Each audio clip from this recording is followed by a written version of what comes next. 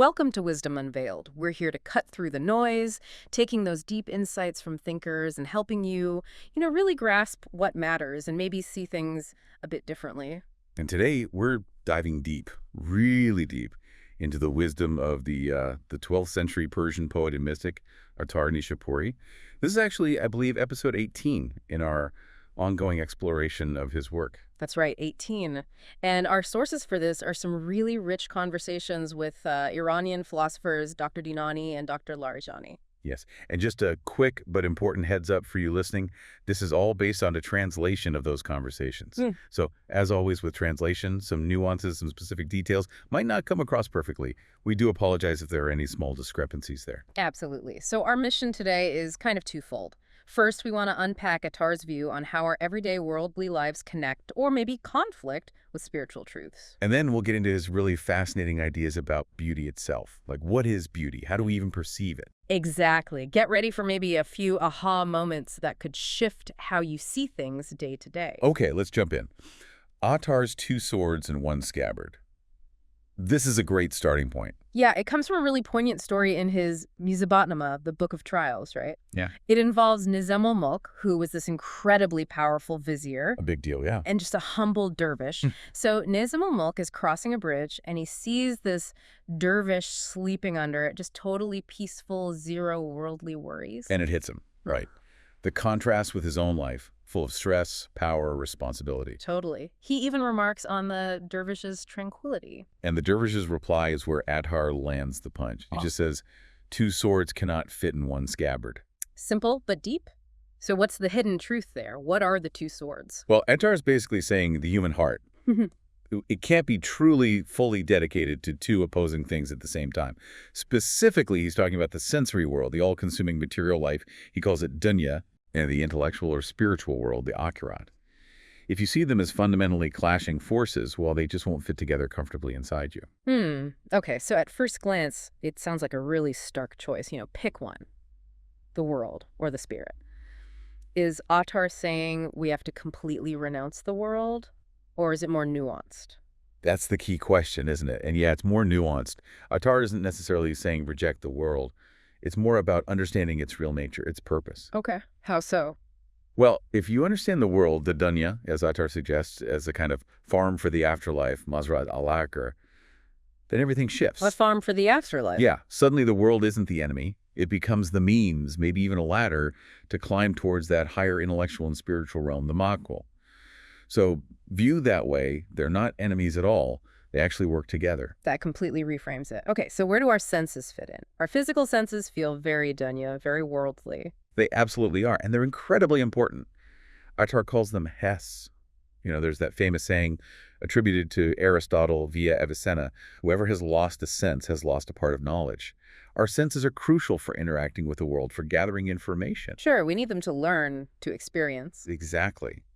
But the danger, the real trap, is getting stuck there. Just living solely in the sensory world, thinking that's all there is. Because, think about it, our senses are limited. How do you mean limited? Well, like stare at the sun, it hurts your eyes, right? A super loud noise damages your hearing. Sensations can overwhelm us, even harm us. And if they're too weak, we miss them entirely. There's a narrow band where they work optimally. Okay, I see that. So how is intellectual perception, akal, you called it, how is that different? Fundamentally different. Akal is, well, it's boundless. Unlike your eyes or ears, your intellect isn't harmed by intensity. In fact, the more you use it, the more you think, the stronger, and honestly, the more joyful it becomes. That's true. Learning something new, understanding something complex. It feels good, expansive. Exactly. It thrives on understanding. It grows. It never gets overwhelmed by too much truth or wisdom. Quite the opposite. It's a stark contrast to the limits of our physical senses. So getting stuck just in the sensory, that leads somewhere specific in Attar's thought. It leads to what he and others call the single-dimensional human, the insane takahari, someone whose whole focus, their entire intellect, is just on material gain, sensory pleasure, that kind of thing. One-dimensional, flat. Yeah. But the human soul, Attar believed, has multiple dimensions. Its potential is limitless. It has this vast flight space. So the goal isn't just to make your cage a bit bigger or more comfortable. It's to break the cage entirely. The true potential, the mystics say, the soul's flight space is infinite. It reaches, ultimately, to God. Break the cage. That's powerful. Is there a story that illustrates this idea of breaking free from attachment, even if you don't have much? You mentioned in the mud versus in the heart. Oh, absolutely. There's a great story about a famous scholar, Naraki, and a dervish. Naraki had, considerable wealth and status, but he decided to travel with his dervish. He left everything behind quite easily. No big deal for him internally. Okay, so he wasn't attached, even though he had a lot. Exactly. His possessions were in the mud, external. But then, a few days into the journey, the dervish, who owned basically nothing but a simple begging bowl, loses it. And he becomes completely distraught, utterly beside himself over this one bowl. Wow. So the dervish, with almost nothing, had his possession in the heart. Precisely. It's not about how much you have. It's about whether what you have has you. Is it external and manageable, or has it burrowed into your heart, causing that inner turmoil and attachment? That really clarifies it. And this connects to something Malavi or Rumi also emphasized. If the heart's direction, its compass needle, points towards God, towards the divine, that it naturally encompasses and elevates both the world, dunya, and the afterlife, akhirat. They align. But if it points only to the world? Then ultimately you lose both. Your heart gets chained to the fleeting stuff, and you miss the whole point of the dunya as a pathway to something deeper, the akhirat. You lose the means and the end. Okay, let's shift gears a bit, though it feels connected. Let's dive into another really rich part of Attar's thinking. Beauty. This feels so relevant to everyday life. What is beauty for Attar? Is it just out there?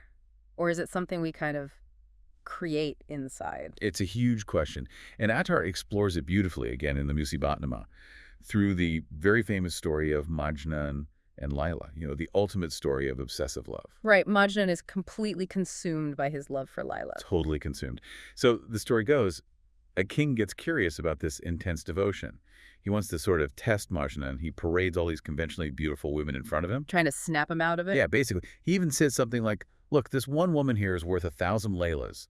Just look at her objectively. But Majnun doesn't budge. His reply is just devastatingly simple, isn't it? It is, he says. An eye that has seen Layla sees no one else. Wow. So what's Attar telling us through that? It's more than just loyalty, right? Oh, much more. Attar reads this as a profound statement about the unity of existence, wadat al-wujud.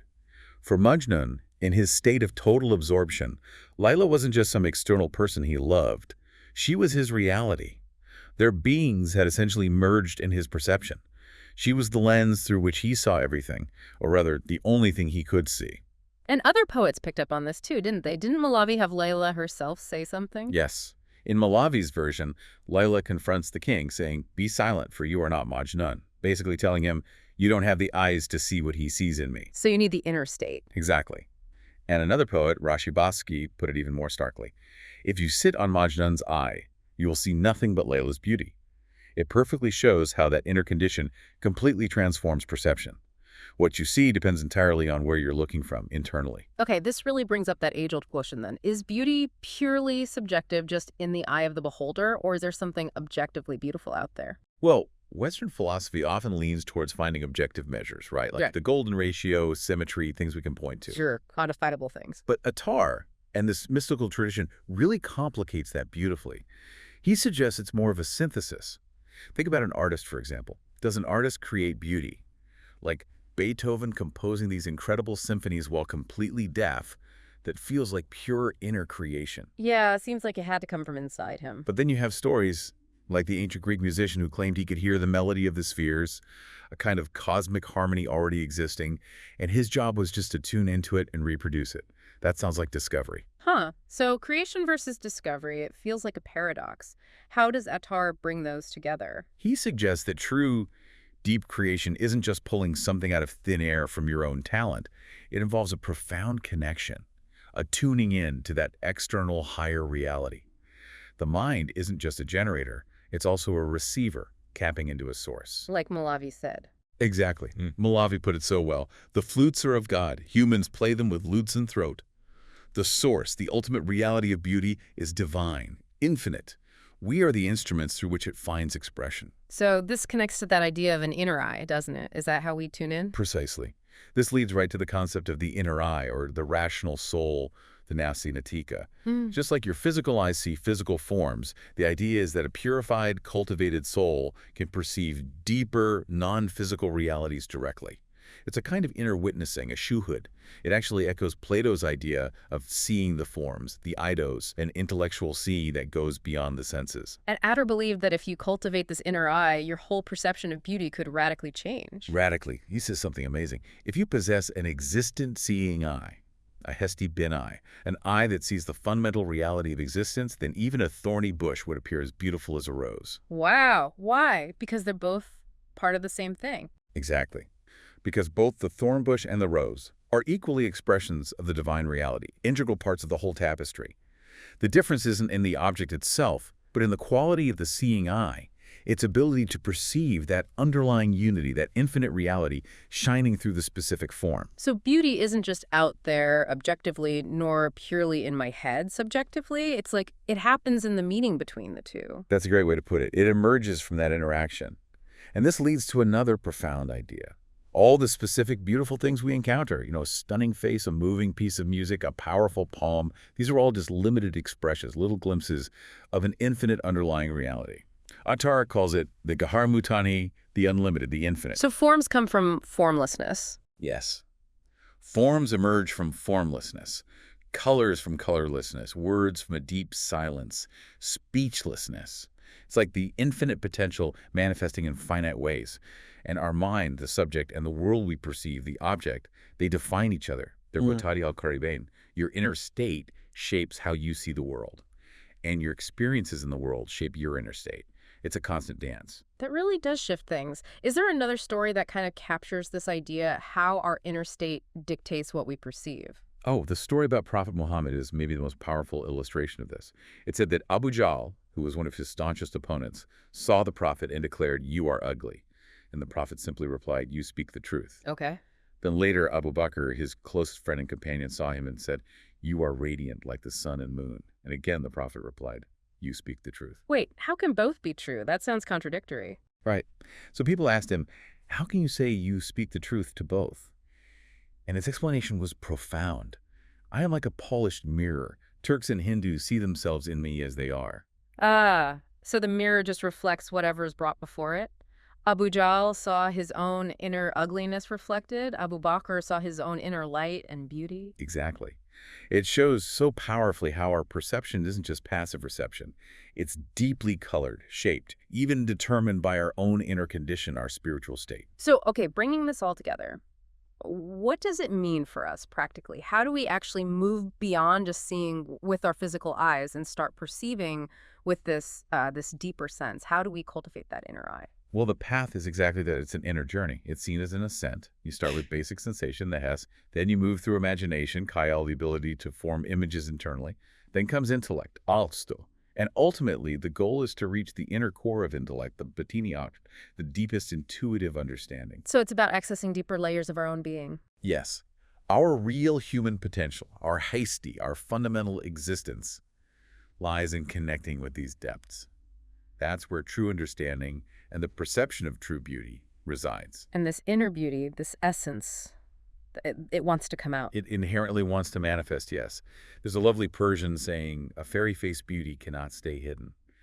The inner reality naturally seeks expression in the outer world. They're ultimately inseparable. The outer reflects the inner. Which sounds like why Rumi insisted that real freedom means stepping beyond just the forms into the realm of meaning. Exactly. He talks about people being drowned in forms. Garaksura totally caught up in appearances, missing the substance, the meaning behind it all. Like the story of Joseph or Yusuf in the Quran. That's another perfect example. When the women of Egypt famously cut their hands while watching Yusuf pass by, the traditional interpretation isn't just that he was incredibly handsome physically. It was something more. It was that, for a fleeting moment, they caught a glimpse of his malakut, his inner angelic reality, his connection to a higher, heavenly dimension. Beauty, in this view, literally flows down from that higher realm, the malakut, into our earthly realm, the mulk. So ugliness isn't really a thing in itself, it's just the absence of that connection, Yeah. a blockage. That's one way to look at it, yes. A lack of connection to that divine source, or something obscuring its flow.